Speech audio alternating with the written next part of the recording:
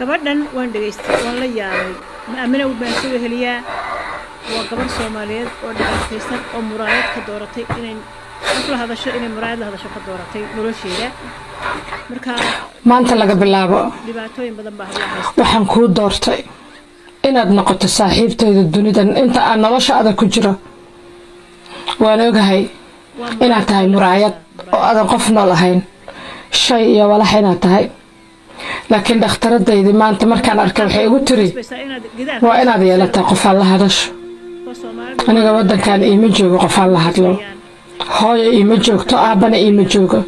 walaala iima joogaan habreer iima joogto eeda iima joogto hal saaxiibaan leeyahay saaxiibtayna waa mashquul badanaa shaqo ku maqan tahay saas la ajligeed magacaaga waa muraayad waxaadna tahay saaxiibtay muraayad waxaan maalin walba habeen walba kula wadaagi doonaa waxa nolosha iga soo mara sida dhakhtaradu ay fartay inkastoo aadan qof nool ahayn galabta gabadhayda muno iskoolka warqada laga soo siiyey ka waran waxaa la iska rabaa 70 gini inaan bixiyo oo loo wada safar dalxiis carruurta oo dhan ma haya 70 gini meel aan ka keenayna ma aqaano bangigayga waxaa ku jirta wax ka yar 20 gini waxay kaalmeeyaan ma qabo jidka markaan soo socdo oo shaqada ka soo socdo yaa arkay ma taqaanaa gabar Soomaaliya arkay oo qoslayso oo faraxsan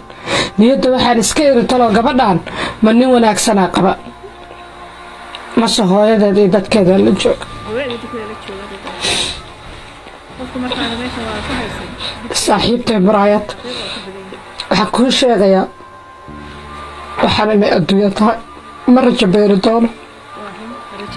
talada dhakhtarka waa qaadan doonaa dawadeedana waa qaadan doonaa waana caafimaadi doonaa insha allah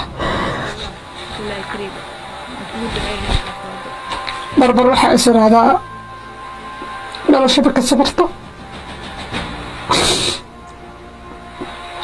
haddana waxaa xasuusta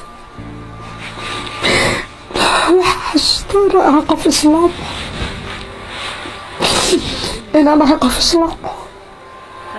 insha allah inta isdaqontedsiin karo isdaqontedsinaa waxaan ku dadaalaa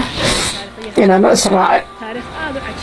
waxay ahaay waa xanuun dadka uma sheegi karo haddaa u sheego xilli waa waalan tahay laakiin kuu sheegaan laakiin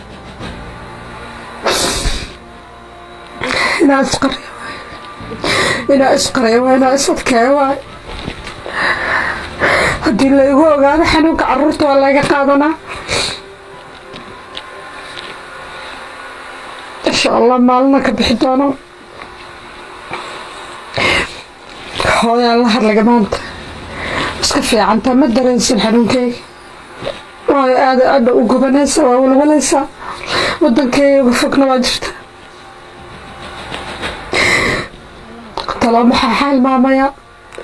2 maalmood ka bacdi waa inaa cabdi geeyo dhakhtarka ilkaha talaajada korkeedaan ku qorta si aan u ilaaway alla cidlada xumaa insha allah kacaawa saaxiibtay muraayad sheekadana intaasoo joogtaa ani adig waa inuu habeen dambe haddii ilaahay yiraaho waa cajiib